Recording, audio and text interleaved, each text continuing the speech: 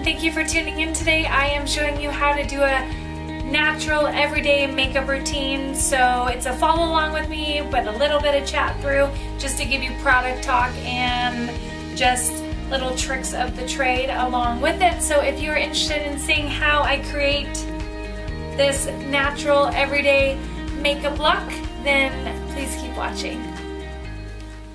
Hi everyone. Okay, so I have washed my face with my everyday skin routine, and now I have already actually prepped and primed myself and move on to the next. So I'm going to be starting with my eyebrows. Eyebrows are what shape the face, so I always recommend kind of starting off with the eyebrows, because at the end of the day, if you just left with your eyebrows done, it's amazing what the difference with no eyebrows and actual eyebrows done. Some of you have those perfect, gorgeous, amazing eyebrows, but lo and behold, you probably do still need to fill them in a little bit. So today I'm actually using Senna.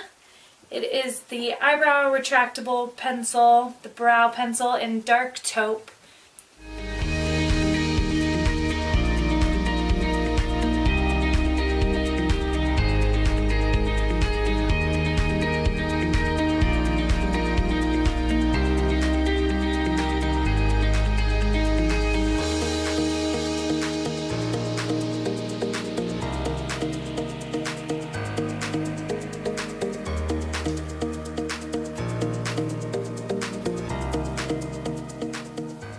Today I'm using the Soft Ochre. It's the Paint Pot by MAC. It's very skin toned color. This is one of my favorites. This is one that I really do use a lot of, or a lot of times. So for me, I'm just going to take any kind of flat stippling brush, a little bit on the brush, and then place it all the way from my lash line to my brow bone.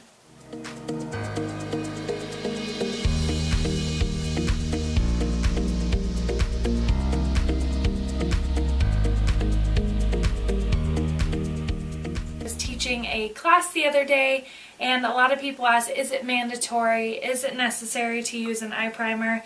And to be honest, no, but at the end of the day, if you do want your primer or your eyeshadow to stay on all day, these really do work. They help it from not creasing. If you ever have started your day at work, your eyeshadow looks amazing, and then you go to work, you come home, and then you open or you line up your eyes, and then all of a sudden most of the shadow that you have is bundled up in the crease of your eye. Not so sexy, so this is what really works for that. Next, I am going to be using the Too Faced Natural Eyes palette. This has been my go-to lately. I switch it around, but it really does work. You can actually see here, it actually lists like a day look, classic look, and a fashion look, and that way you can kind of just follow the area or the down the line if you really want to. For me, I don't really stick to down the line. I try a whole bunch of different things, and you can obviously see where my favorite ones are, but as today, because I do the natural look a lot, I'm normally go, but I want something. So as you'll see, I'm going to use the day color right here all over my lid and all the way on the lash line and brow bone. This just sets the shadow, or the primer, I'm sorry.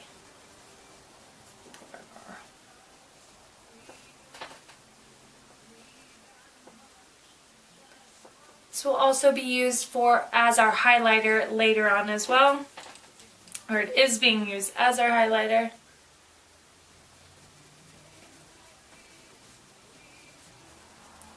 Okay, after I have that, I'm going to use this color Nudie. It's just a very taupey neutral brown. I'm going to take that color. And because I have heavy lidded eyes, what I'm going to do is look into a mirror, tilting a little bit down but also straight ahead, because what I want to do is curve out this area that's heavy lidded, because I want to give it that look of it's going backwards, or sinking in, if you will, just so that I don't look like I have such a heavy lid.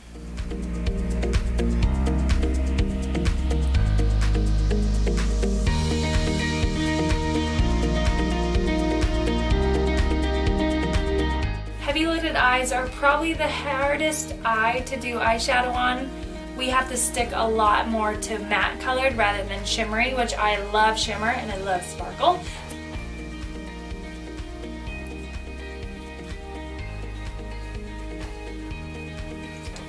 So after that, I'm going to take this Cashmere Bunny, and I'm going to actually use my Sigma E48 brush. It is a pointed crease brush, and just take that Cashmere Bunny and place that into my crease as well as I did for the first.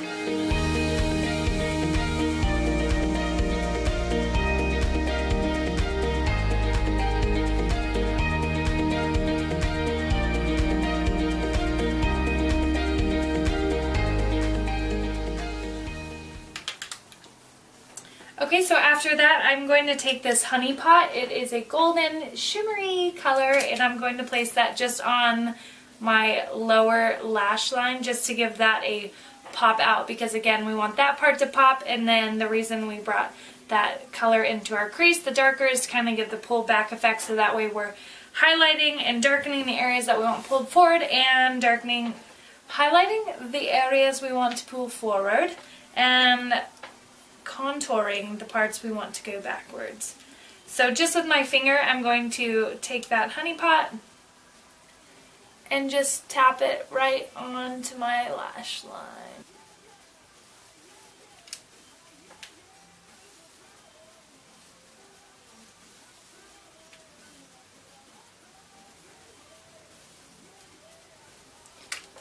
And if you find that that part kind of went into your crease a little bit, you can just take what was left over product on my E48 and just go back and buff out that crease. Also, even though we're doing a pretty natural color in the crease, there can be harsh lines, so you want to make sure that you're really buffing those out.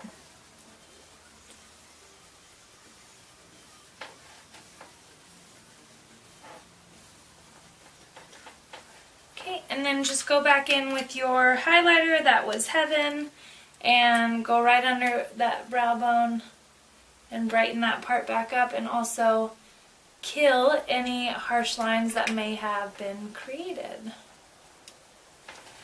So that was pretty basic just for my eye. Again, nothing super crazy, but that just gives you your basic quick minute look. And then we are now going to move on to concealer.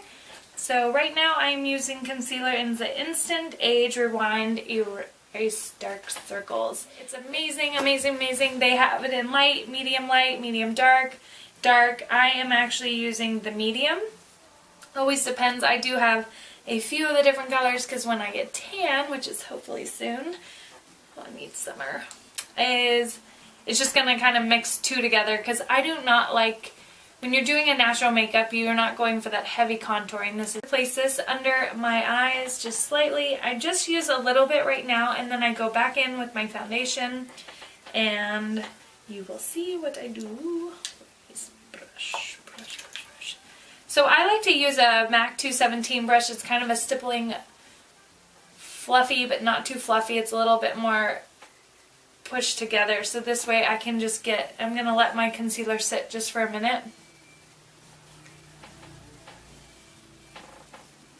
And then take it all the way up to your lash line. Most people don't realize how much red and purples and all those dark circles create right in here into the inside of the eye, as well as right on the lash line. So you want to make sure that concealer doesn't just go down here. It has to go as close to your lash line as possible to really get rid of those purples and pinks and all the fun colors we have. I'm going to go in with my foundation routine. I'm going to go quickly through this because I do show you, or I will show you, a new video on how I do my new ones. So please grab your foundation and put this all over your face at this point, however you like to do it. I'm just going to place my Makeup Forever HD in 125 and mix with 128 because I'm not just one color. 125 is a little too light and 128 is definitely too dark right now for me. So I have to mix to kind of get the right color for me. So I'm going to just use my Sigma F80 flat kabuki brush, the brush of the world. This is the best brush I've ever bought in my life and definitely recommend it. It's just quick and easy for placing on your foundation. So follow me and we'll go right through this.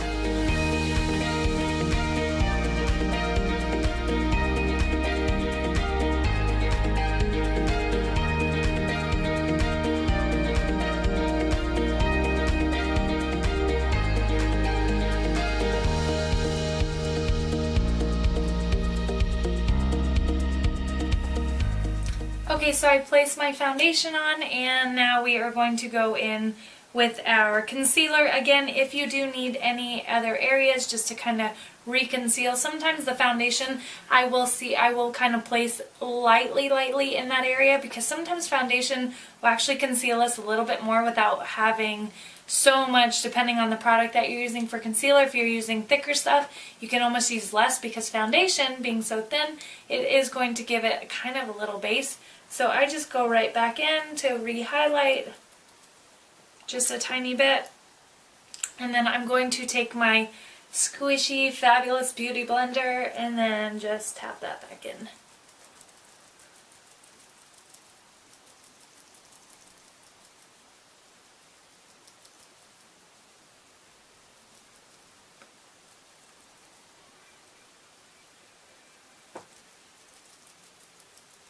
And you can see how that just kind of re-highlighted and popped back under my eye. After you've done your foundation, your concealer, and any spot touching that you do need, I recommend on the face, if you're spot touching maybe an acne, a zit, a little friend on our face, go back in with your foundation. The beauty of Makeup Forever HD foundation, why I love this, is because if you have a problem area, honestly, you can just go back in after you've done everything before powder and just spot touch. So sometimes I'll just place a tiny bit more right here on my beauty blender, and in this area where I know that I kind of have little breakouts, I'll just add a little bit more just to that area. You do not have to go back all over the entire face. And it works just as good as a concealer. Make sure if you are using a concealer, it is not lighter than your foundation, because what will happen is you will have this perfectly seamless foundation, and then you will have taken your lighter concealer and placed it right where your little friend is, and then the whole time you will see that because it's lighter.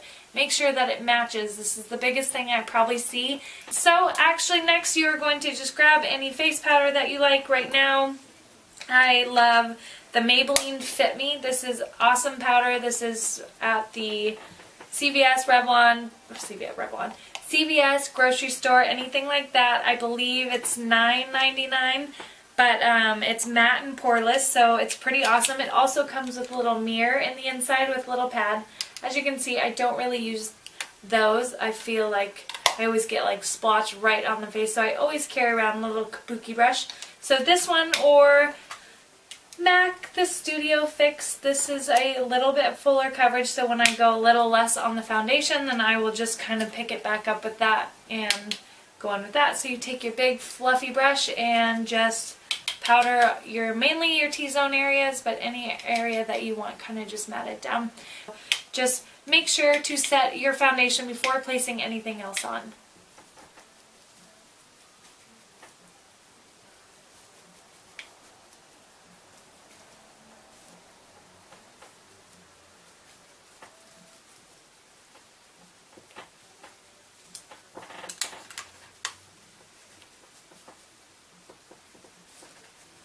After that, I'm going to set the under eyes. Normally, I don't put a lot of powder under there because I do have my happy smile lines that every woman loves.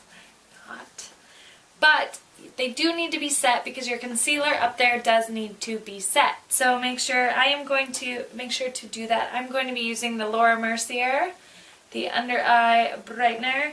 This is an amazing product. A little bit goes a very long way. And then I'm using my Sigma F86 Tapered Kabuki. This is the perfect shape for right under your eyes. It's shaped for that.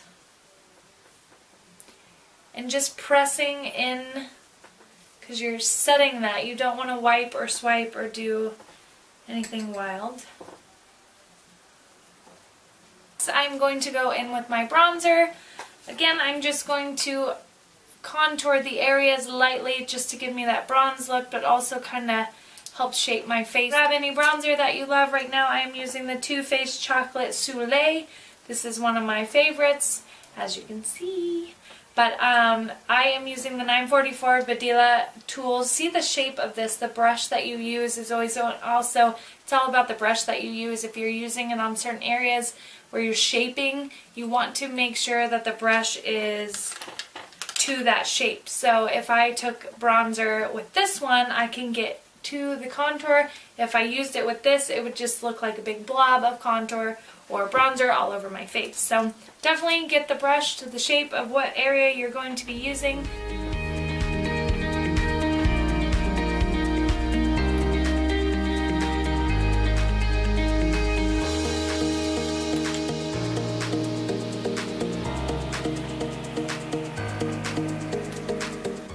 This has some, this has none.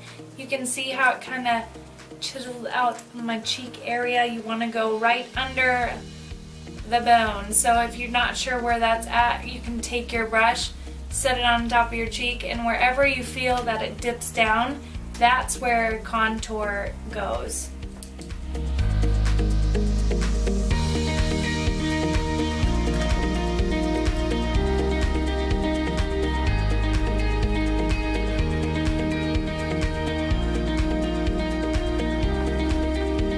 Foundation sucks the life out of us and bronzer brings us back. So we all want to look alive and healthy. Next, I'm going to take my blush of choice. Today I'm using the Natural Beauty Amazonian Clay 12-Hour Beauty by Tarte. I know you're wondering why this is so insanely pink, obviously, but this is considered a pop color. I love this color.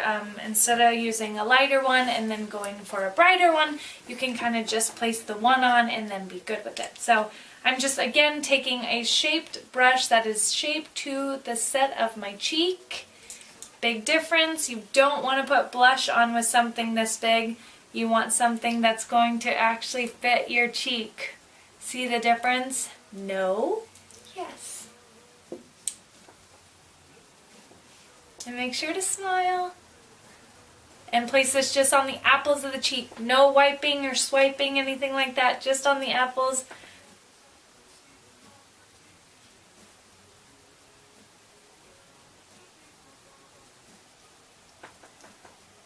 Okay, so now our face palette is complete. You can stop at this point, do your mascara, and be on your way. I am going to give myself one more step on the face, and that is my highlighter. This is the part that kind of makes you feel glowy, and you can either do this or not do this. This is the extra step for your 5-minute face, 10-minute face, natural. Maybe you don't want to do this, but I'm going to just because you'll see the big difference. I am using the Becca Cosmetics Champagne Pop. I can't really show you because it broke. It broke a while ago, but I refuse to let it go to waste. Areas which are above your cheekbone, down your nose, and then a little on my lip. So please follow along.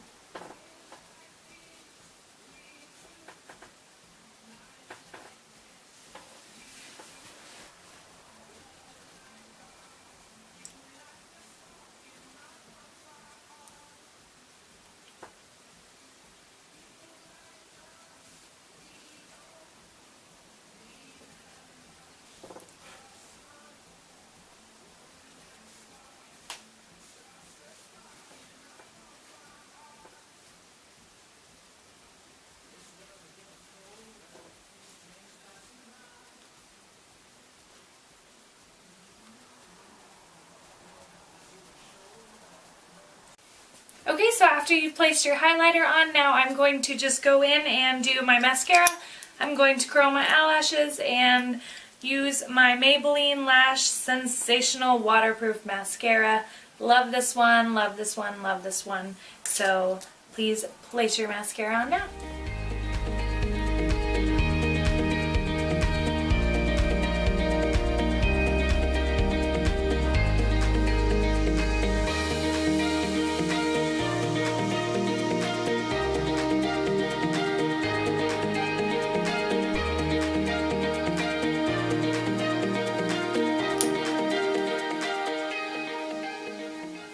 Alright everyone, so I placed all my mascara on my top lashes and my bottom, so hopefully you did too, and so we just have one step left, and that is to finish your lips. So just grab any of your favorite color. I'm going to use one of my favorites by NYX, the Butter Gloss. These are so amazing. They're shiny, they're smooth, they're moisturizing, They're pocket friendly and purse and clutch friendly, so anytime you need to just touch up really quick, it's amazing. So just place that on.